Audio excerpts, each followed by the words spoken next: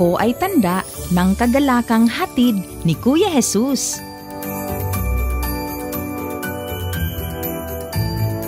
Ang mabuting balita ng Panginoon ayon kay San Mateo.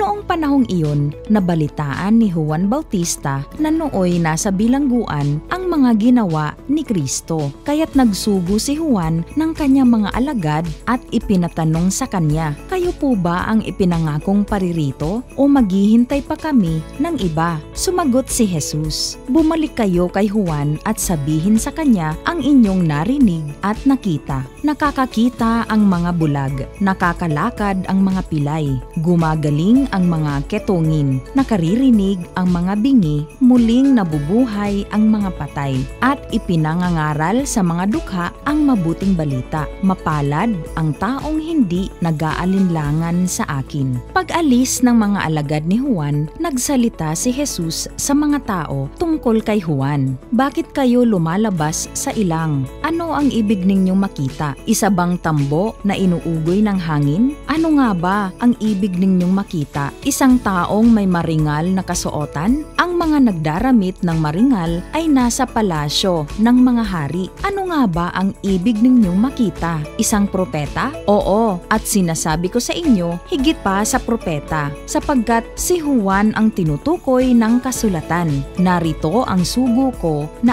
aking ipinadadalang mauuna sa iyo. Iahanda niya ang iyong daraanan. Sinasabi ko sa inyo, sa mga isinilang, wala pang lumilitaw na higit na dakila kay Juan Bautista. Ngunit ang pinakaaba sa mga taong pinaghaharian ng Diyos at dakila kaysa kanya."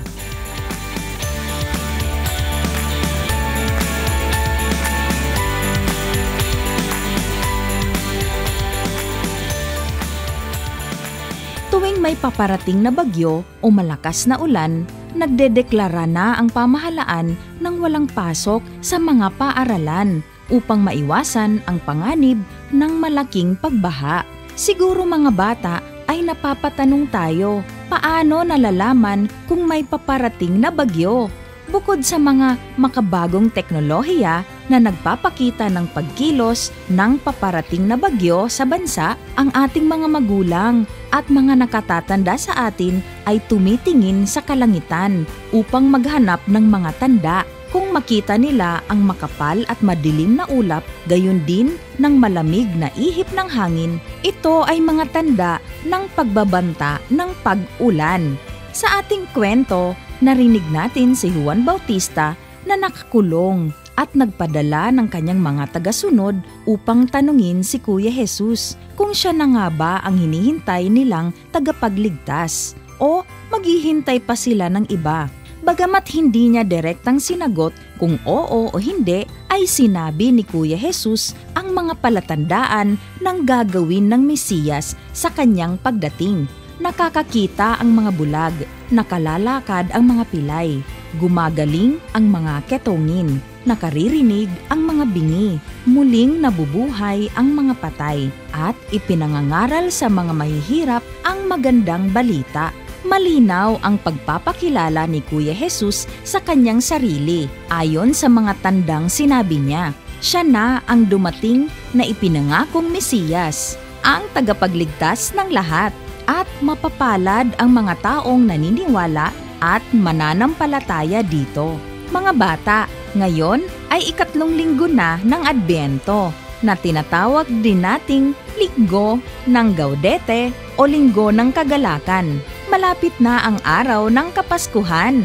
Inaasahan ni Kuya Jesus na bilang mga tagasunod niya, tayo rin ay maging tanda ng kagalakan sa bawat isa. Ibig sabihin, inaasahan na sa pamamagitan natin ay maramdaman ng ating kapwa na lahat ng tao ay espesyal sa paningin ng Diyos, sapagkat mahal na mahal niya tayo. Inaasahan tayo ni Kuya Jesus na tayo ang magiging palatandaan ng kagalakang dala ng pagdating ni Kuya Jesus sa lahat.